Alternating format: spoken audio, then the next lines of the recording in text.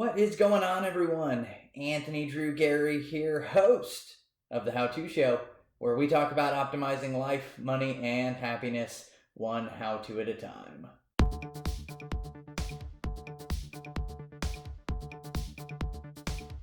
This week, I want to spend some time talking about reading books, listening to books, reading ebooks, however you consume them, the most efficient way you do it.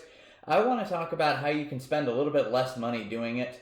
If you've got a book that you want to read and you've found out what the title is, you know you want to read it, the real easy way is to jump on Amazon and click the button, and I think that you can even order things now just with one click like that, and 2 days later it'll arrive at your doorstep.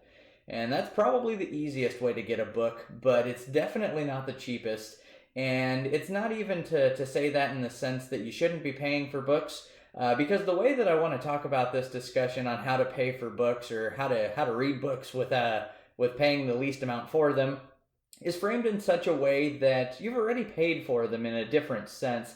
So let's go ahead and talk about that for a minute. And so let's say you want to read Rich Dad Poor Dad, Robert Kiyosaki. Little bit of a plug here. If you've not read this book, please go ahead and do it. I promise you it will change the way you think about the world and the way you think about life. So gonna start there, Rich Dad Poor Dad. Don't forget about that one. But if you want to read Rich Dad Poor Dad, you do not have to buy it off of Amazon. The first thing that I'd recommend is check out your local library. And if you have a library card or if you have a residence in a city, town, or even a county, you're usually eligible to get yourself a card. And there's a good chance that if you're looking for a popular book, they already have it there for you. And throughout the ways of paying, local sales tax, employment taxes at the local level, those sorts of tax bases start to fund the library systems in your cities and towns and even your state. And so realistically, you're already paying for these books. So you might as well spend some time checking them out and getting to know the resources that are available at your library so that you can take the best advantage of them that you can. And let's say, for example, your library doesn't have that book. The next step might be maybe there's a university or a college nearby your town. Maybe there's an opportunity there for you to become a library member of that university or town. I know that there are a lot of universities in Indiana, where I'm from, that have this sort of program. And even though you might not be a student of the university, you can still tap into some of the educational resources that the library has available. And for whatever reason, maybe that doesn't work. Let's take it a step further. Most libraries have an opportunity for you to request a purchase. And so this is, let's say there's an example. Maybe there's a new edition of Rich Dad Poor Dad, and you want to make sure that your library has it, or any other book that you've read recently. If you want to make it for the betterment of the people that live nearby you, if you think that's something worth reading, you can make a purchase request for your library. And, depending on the budget of your library or how many of these they receive in any given month or year, there's a good possibility that you can follow up on that process. You can make a purchase request and then, maybe subtly remind them. And it's a good possibility that the library may be able to purchase that item for the betterment of your area and your local library system, just because they have specific funding set up for that. So let's take it a step further. Maybe you can't do that. Let's just continue to whittle away different ways to get these books without having to buy them on Amazon. There's a system called Interlibrary Loan, and I want to give a shout out to Jerry Strecker. She was my English professor my freshman year in college, and she made every single student use Interlibrary Loan one time for their papers. And this was really beneficial because I've used it a lot of times since then to obtain materials that I wouldn't have been able to have at my local library otherwise.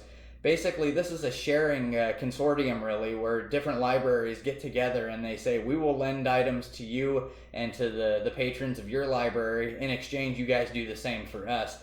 And so that makes you not only a member of your local library, but a member of all of the different libraries in your library's network of libraries as well. So the opportunity for you to get your hands on Rich Dad Poor Dad just got exponentially better, and all you have to do is know how to work the forms, and the majority of the time this is online. So you punch in, what you're looking to find. when you're looking to have it by, if you've got a firm deadline that you need to get something read, maybe for a presentation or whatever your situation is, you can start to limit your constraints and make sure that the Interlibrary Loan program would be helpful to you, as opposed to maybe they wouldn't be able to get it to you for a couple of months and you can't wait. So to take that step of Interlibrary Loan a step further, you can use the power of Facebook groups here. And I did a video separately on the power of Facebook groups, and I'll link to that overhead now.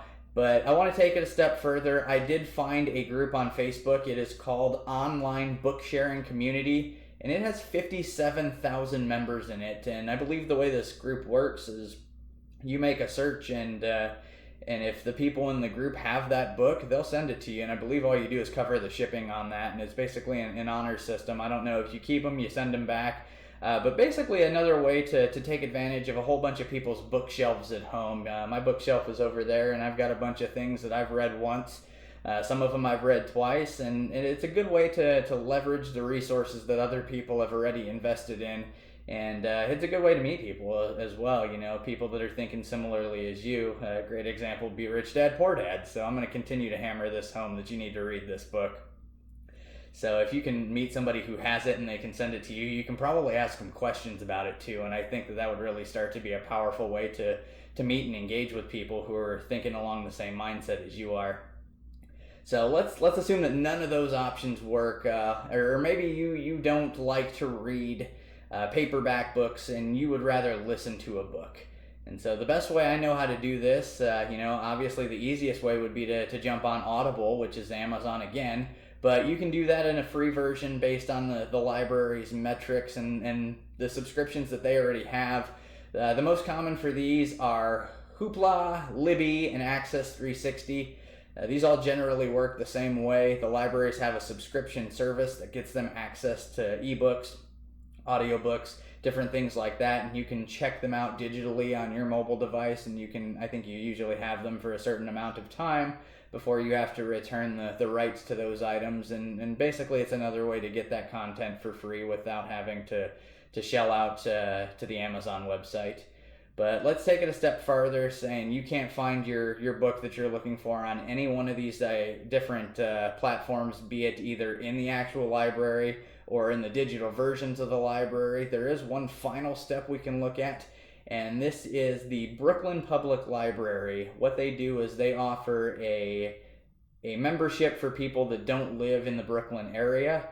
And I believe the last time I checked this, it runs $50 a year. So this is already cheaper than subscribing to audible.com or anything like that. And you basically get access to the entirety of the digital collection that the Brooklyn Public Library has. And usually, as I've been described to this extent, the Brooklyn Public Library has a lot of content on there that makes it a worthwhile investment. And at $50 a year, I think that's, if you read one book a year as compared to Amazon, or excuse me, one book a month as compared to getting them on Audible, you're going to end up substantially cash ahead. But to bring this whole idea home is that there are a lot of different opportunities to get yourself content, to get yourself books, to get yourself audiobooks without having to necessarily pay for them. And I suppose I'd be remiss if I didn't talk about YouTube. Since we're on YouTube now, there are a handful of opportunities, most specifically for well-known books. You can type the book title in the search bar and then type in audiobook, and there are oftentimes links to those books that are, anywhere from 1 to 7 hours long. Admittedly, they're not always done with the permission of the author, so those videos tend to come and go because there's some copyright issues involved. But it's worth a try just to check that out and see if, maybe as a last-ditch effort you can find the book that you're looking for there. That is going to bring this episode of the show to a close. I appreciate you hanging on with me as I stumbled through the last part of the book. Yeah, exactly. The Brooklyn Public Library, but we make it through anyways, and this is all an exercise in getting a little bit better at public speaking, and so I appreciate it. If you take nothing away from this video except for one thing, check out Rich Dad, Poor Dad. I'm showing you the back of the book. That's an awful example. Check out Rich Dad, Poor Dad on the front as well.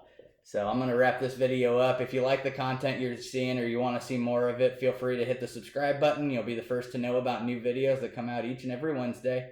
And until next time, this is Anthony Drew Gary, host of The How To Show, signing off.